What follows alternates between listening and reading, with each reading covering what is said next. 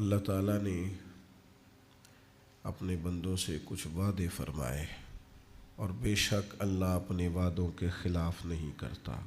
بندہ مومن کو بھی سب سے بڑھ کر یقین اپنے رب تعالیٰ کے وعدوں پر ہوتا ہے۔ ہر آدمی یہ چاہتا ہے کہ اسے تائید عزوی حاصل ہو، غیبی مدد اس کے ساتھ ہو، اور وہ جس میدان میں بھی اخلاص کے ساتھ قدم رکھے اللہ تعالیٰ کی خاص مدد اس کا بازو تھامے اور اسے کامیابی ملے۔ بہت سارے کامیاب لوگوں کو دیکھ کر بھی انسان کو یہ خواہش پیدا ہوتی ہے کہ مجھے بھی اللہ تعالیٰ کامیاب زندگی عطا کرے اور میں بھی کچھ کر جاؤں۔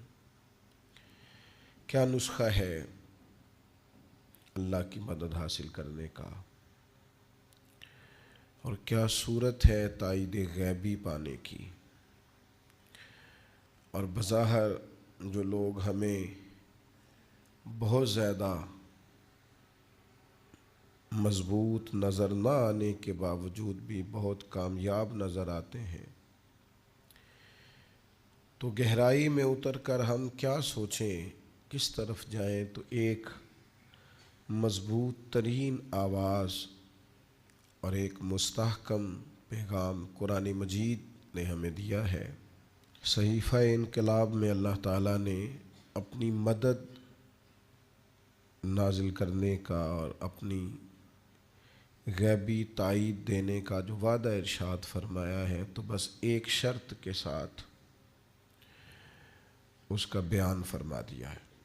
فرمایا یا ایھا الذین آمنوا ان تنصروا اللہ ینصرکم،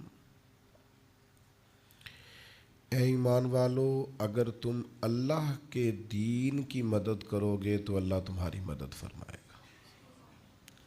وَيُثَبِّتْ أَقْدَامَكُمْ، اور تمہارے قدم جما دے گا، تمہارے لیے مضبوطیاں اللہ تعالیٰ پیدا فرما دے گا۔ شرط ایک ہی ہے کہ اگر تم اللہ کے دین کی مدد کرو، صرف اپنی مدد نہ کرو، اپنے معاشی مسائل کے حل کے لیے اور اپنی ذاتی شہرت اور عزت کے لیے، اور دین کا نام لے کر اپنے ذاتی قد کو اونچا کرنے کی معاذ اللہ کوشش نہ کرو۔ ان تنصروا اللہ، اگر تم اللہ کے دین کی مدد کرو